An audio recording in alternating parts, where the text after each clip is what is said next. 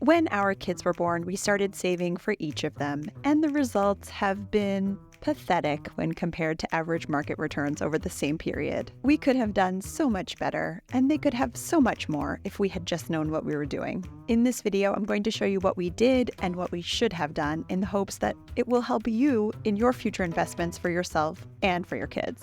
I'm Susie, I'm American, and I've lived in France for over 15 years. In other videos, I've talked about how up until about 5 years ago, when I became obsessed with personal finance and investing, my husband and I were pretty unaware financially. This is just another example of that. Before that, I think we always tried to be relatively responsible with money, but our lack of awareness really has penalized us and, unfortunately, our kids as well. We have 2 kids, and after they were born, we started putting 15 euros a month aside for each of them into a product that is called an assurancevie. It's not life insurance the way we think of it in English. It's more like a savings account. So within your envelope of your assurancevie, you can choose how you want to allocate your money. Many French investors opt in large part for des fonds euros, which are basically guaranteed money market funds. But there are other options as well. For example, ETFs, which often replicate indices around the world and global markets. For example, you can invest in an S&P 500 ETF, which replicates the S&P 500 index of the American market and the American economy. But that's just one example. Within une assurancevie, you have so many different types of options in terms of financial products that you can choose. I know this all now, but when we were starting to put away money for our kids, I had no idea. And so looking back now at this assurancevie that we have for our kids, when I look online, I can't even really tell what it is. It just says assurancevie livret avenir, so future account, I don't know. And we see that the kids are invested in something totally opaque to me even today. I guess it must be some type of fonds euros, but I'm not entirely sure. And this is a problem, right? Because clients should know what they're investing in. And I can see that every month we pay frais de versement, so like remittance fees. So the bank charges us just to invest our money in this account. And we pay taxes every year on this money, which is strange because usually assurancevie have some tax optimization, and normally you don't have to pay on your gains until you take the money out of the account. So as you can see, it's still quite mysterious to me. Anyway, we definitely were not paying attention. I had no idea about frais de versement or any of these fees back then. And I think that I had sort of a false sense of security because we opened up these accounts and I thought, oh, we're being responsible parents and putting aside a little bit of money for our kids every month. It must be fine. We're doing the right thing. Anyway, the real problem is that I just didn't give it much thought at all, to be honest. So I'm going to show you the sad performance of this money over time and give you the inflation rate as well over the period and compare it to what this money could have turned into if it had just been invested in an S&P 500 ETF instead, which I know is riskier, but a newborn baby is the epitome of a long-term investor. They have their entire lives ahead of them. So they can be more aggressive in terms of their investing choices, right? Okay, so here is the sad truth. We have our first kid whose account was opened in November 2010, so that was 161 months ago. For him, we started putting aside 15 euros at first. At some point, I don't know when, this changed to 16 euros and 55 cents. So that means we've invested 2,540 euros over that period of time, approximately. And this is how much is in his account today. That is an average return of less than 1%. I think I used these are the sources I used to calculate all of these numbers, so you can check my math to make sure that it's accurate. Whereas over that period of time, the inflation rate was 1.82%. So you can see that his money is not even keeping up with inflation. So it's effectively worth less now than it was then. If we had been smarter about this and had invested instead in an S&P 500 ETF, the S&P 500 has returned almost 13% over that same period of time, and our son instead would have 6,443 euros in his account. That's a huge difference, over 3,500 euros. These are all small numbers, of course, but still it just shows the extent to which the differences can be, even with small numbers over time. And our second child, whose account was opened in February 2015, That's been 110 times that we've put 15 euros into his account. So we've put aside 1,650 euros over that time. He only has 1,800 euros in his account. Okay, he's younger, so that makes sense. His average return is less, however, basically the same, but whatever. And inflation, unfortunately for him, over his lifetime has even been higher than our older sons.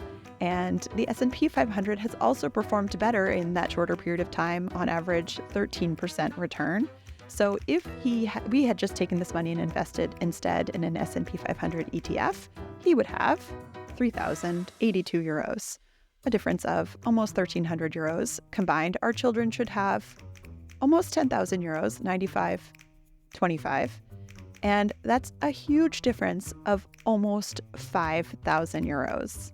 And that is how much my financial ignorance has cost my children, which makes me feel horrible. It makes me feel like an irresponsible parent because I'm supposed to be their guardian and I'm supposed to be looking out for their best interests.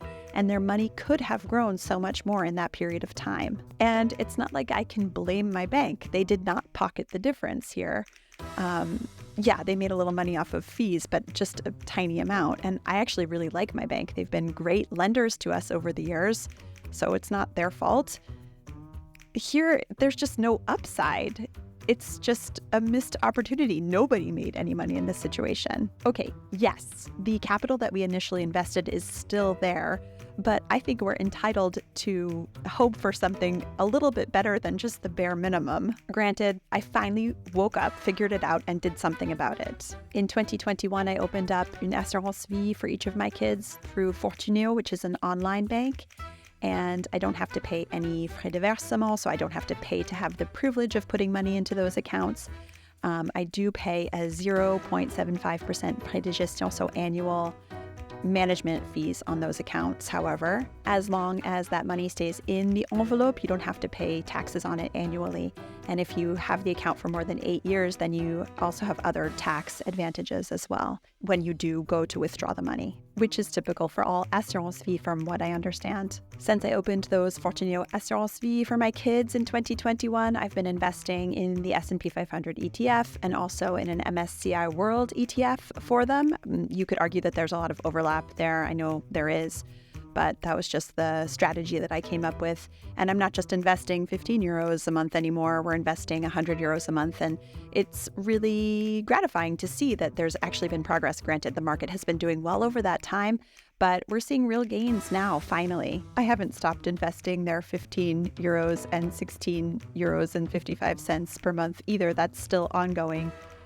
It's just inertia. I just leave it there because it's already in place and it's still a little extra money. I guess that's at least it's safe that we're saving for them every month as well. I linked to my Fortuneo bonus code below. My husband and I have been very satisfied with the products that we have through them. He also has an assurancevie through them, and I have my PEA with them as well. Of course, there's lots of other good assurancevie out there. Myself, when I'm researching an account that I want to open, I always check out the advice given on this website, avenuedesinvestisseurs.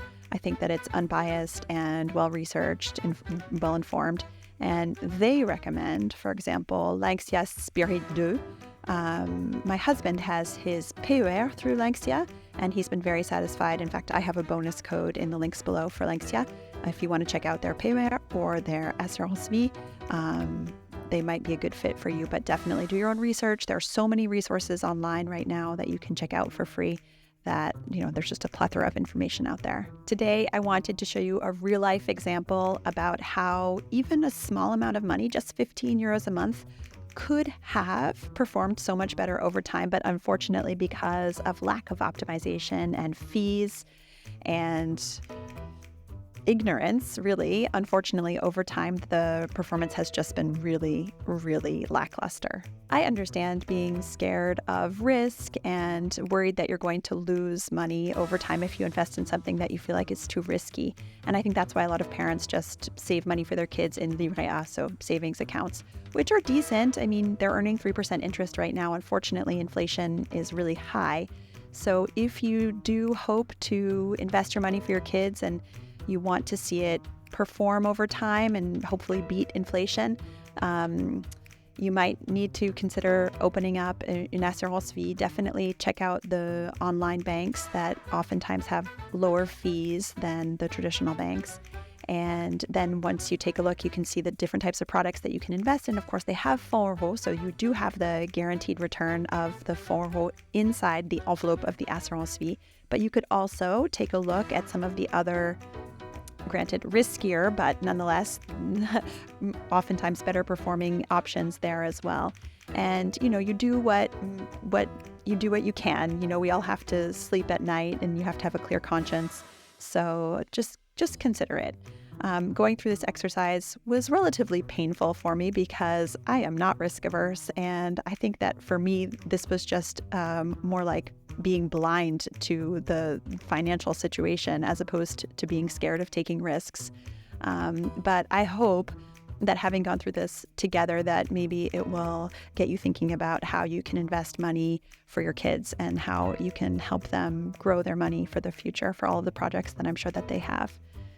So I hope in the future to continue doing videos about finance. And if you're interested, please subscribe. And if you do have any questions or comments, don't hesitate to leave those in the comments below. Thanks for watching. À bientôt!